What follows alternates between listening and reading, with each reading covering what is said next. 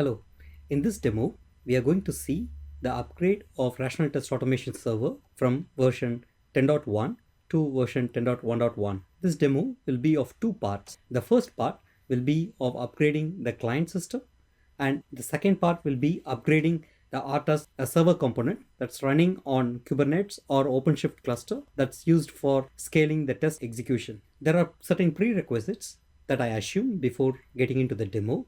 The first one is that you have already installed version 10.1. The second assumption is that you have Helm version 3.2 or anything later. I have put the installation prerequisite link below this video so that you can look into the official documentation for more support. Let's get into the demo.